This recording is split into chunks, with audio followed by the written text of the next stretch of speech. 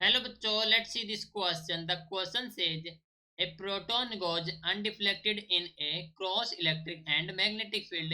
The fields are perpendicular to each other at a speed of 10 to the power 5 meter per second. The velocity is perpendicular to both the fields. When the electric field is switched off, the proton move along a circle of radius 2 cm. Find the magnitude of the electric and the magnetic field. Take the mass of proton is 1.6 into 10 is to power minus 27 kilogram है। तो question में कहा गया है कि एक proton है जो कि है undeflected in cross electric and magnetic field. जो फील्ड है वे परपेंडिकुलर हैं एक दूसरे के at a speed of 10 is to power 5 meter per second and जो वेलोसिटी है वो परपेंडिकुलर है to the both the field से। जब इलेक्ट्रिक फील्ड को स्विच ऑफ किया जाता है तो प्रोटॉन मूव करता है अलोंग ए सर्कल जिसकी रेडियस है 2 सेंटीमीटर। तो फाइंड करना हमें magnitude of electric and the magnetic field. जहाँ पर यूज करना है मास ऑफ प्रोटॉन जो कि है 1.6 into 10 is to power minus 27 kilogram. So इस क्वेश्चन के लिए हमारा की कॉन्सेप्ट यूज हो रहा है that is electric and magnetic field. Electric and magnetic field. Okay, now according to the question में दी हमारे पास है first of all speed of 10 is to power 5 meter per second. Okay, तो जो वेलोसिटी है which is equal to the 10 is to power 5 meter per second and जो radius है रेडियस इज 2 सेंटीमीटर एंड जो मास है m which is equal to the 1.6 into 10 is to power 27 kilogram. Right, तो देखो proton है वो not deflected under the combination action of electric and magnetic field.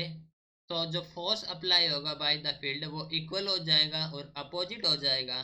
That means ये हो जाएगा हमारे पास Q of E which is equal to the QVB। Okay, and जो E हो जाएगा यहाँ से which is equal to the V into B। Okay, first मान लेंगे। लेकिन जब जो इलेक्ट्रिक फील्ड है वो स्टॉप करेगी प्रोटॉन को move in a circle due to the force of magnetic field, तब देखो जो रेडियस ऑफ द सर्कल हो जाएगी वो हमारे पास है 2 सेंटीमीटर है that is 2 into 10 is to power minus 2। Okay, जो रेडियस है of circle that is 2 into 10 is to power minus 2। Right, तो हम जानते हैं कि जो R होता है उसके लिए फॉर्मूला होता है mv upon q into v। Okay, and जो b हो जाएगा हमारे पास है वो हो जाएगा mv upon q into r। Value put करेंगे तो ये हो जाए हमारे पास है 1.6 into 10 is to power minus 27 into v की वैल्यू है 10 is to power 5 upon q into r that is 1.6 into 10 is to power minus 19 into 2 into 10 is to power minus 2। Okay, तो जब कैलकुलेट करेंगे तो हमें वैल्यू मिलेगी that is 0.05 Tesla. Okay, तो ये थी हमारे पास वैल्यू ऑफ बी। ओके, तो नाउ ये वैल्यू पुट करेंगे हम इक्वेशन फर्स्ट में। तो इक्वेशन फर्स्ट है E is equal to V B.